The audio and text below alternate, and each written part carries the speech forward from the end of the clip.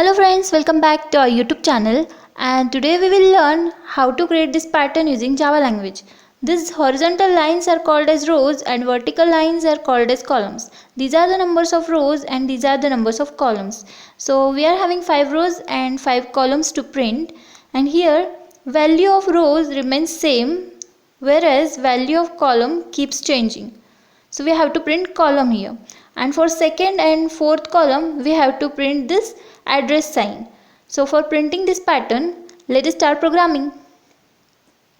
This is our Java project. Within this is source folder and this is Java package. So to know how to create this project and packages, you can watch my previous video and link is shared in description box. Now right click on this package, go to new and create class, which is our Java class. Here we can give any name to class. I am giving name as pattern. Don't give .java extension here and click here to include this main method in our class and say finish.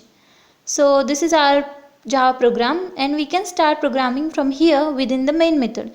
So first of all we need to initialize our variables. For that I am taking int row comma column. We can give any names to variables. We can also use R and C instead of row and column as per our conveniency. And here we have to take for loop. So our first for loop is for row. So for row is equals to 5 as row starts from 5. Then row is greater than and equals to 1. Until row reaches to 1 we have to decrement row, that is row minus minus.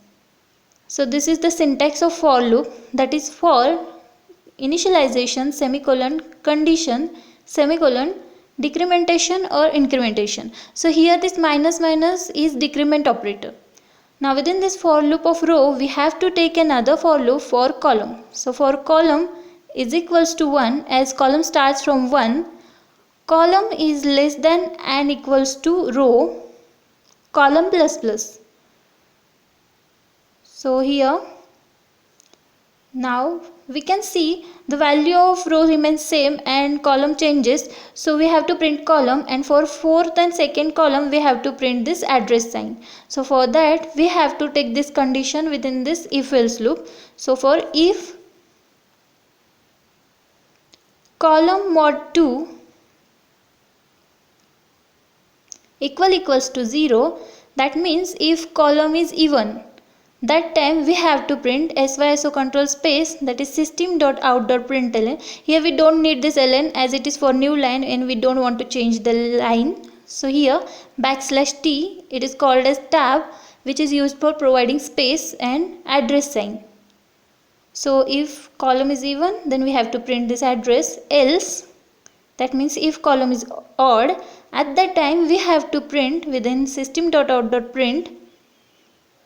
Here also we don't need this ln. Here we have to print \t first for providing tab or space, plus sign for concatenation, and column as its values changes.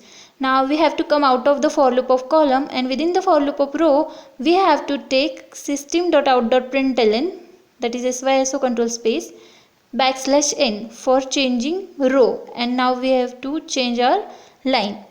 So save program with Ctrl S. Now go here and run program and we can see output from console. So look, we achieve our expected output pattern, and for generating this triangle shape we used for loops.